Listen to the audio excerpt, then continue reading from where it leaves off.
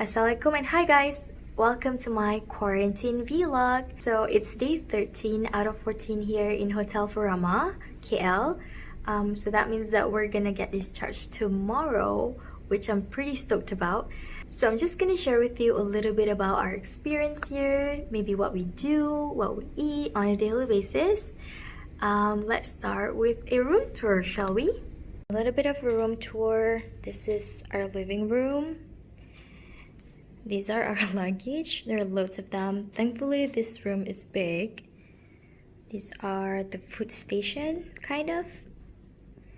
So there are two TVs, one here and the other is in the room, which I'm not gonna go into right now because my baby is currently sleeping. So this is the workspace. Someone's actually busy doing work. And there's not much of a view because there's an abandoned building right opposite to this building. But you can see KWC at a distance. Yeah, nothing much really. This is the room and the other TV. Salam sejahtera. Your meal is served. Bon appetit. Enjoy your meal. Thank you. Let's check out what we're gonna have for dinner since it's our last night here.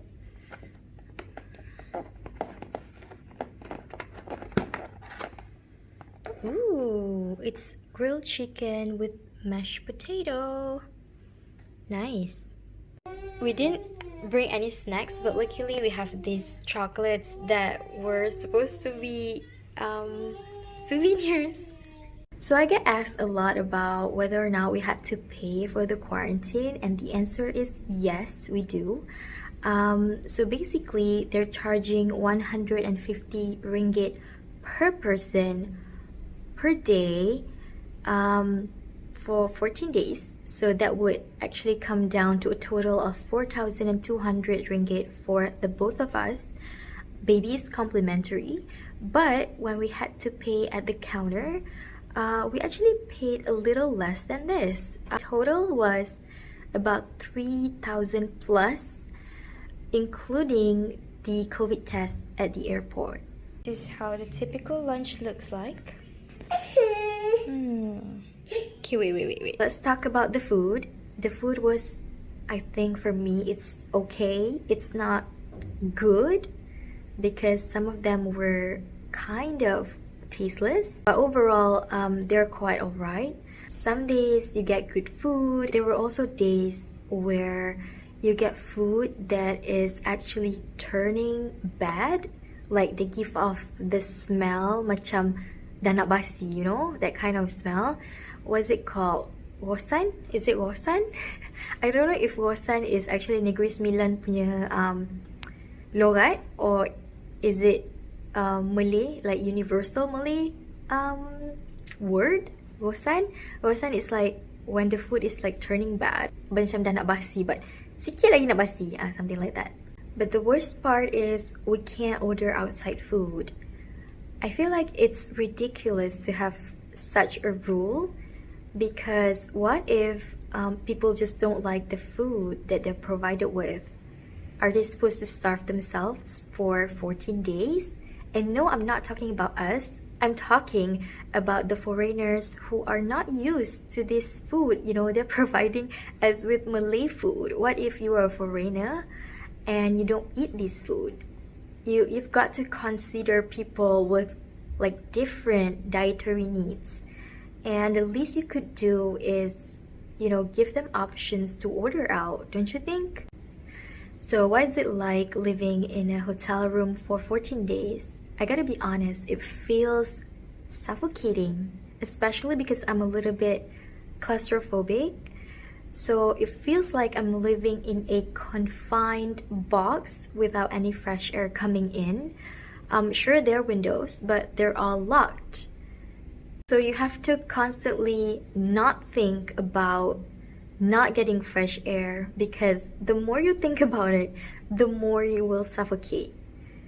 So you've got to take your mind off of that thought. I reckon it's harder for my son because he is such an outdoor baby. Like on normal days, we will bring him out for some fresh air once or twice a day. It's literally his favorite thing to do, just being outside of the house, running around.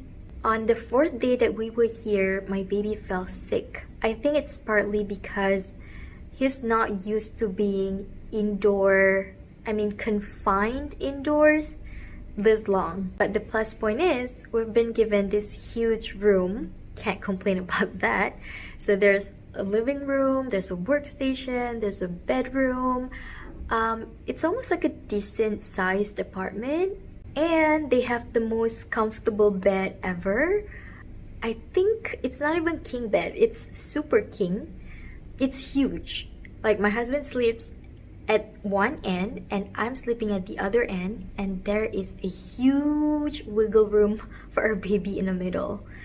So the bed is hands down the best part of the whole experience. So my advice for returnees who are gonna go through the same quarantine experience is that number 1, bring lots of snacks and instant noodles. Instant noodles are so important. Number 2, bring enough clothes and loungewear because there will be no laundry. And most importantly, do not forget your meds, because chances are if you are sick, you're not gonna get your meds until 24 hours later. At least that was what we experienced when my boy was sick. So yeah, I guess that is it. Keep it short and simple. Thank you so much for watching and see you in my next one. Bye!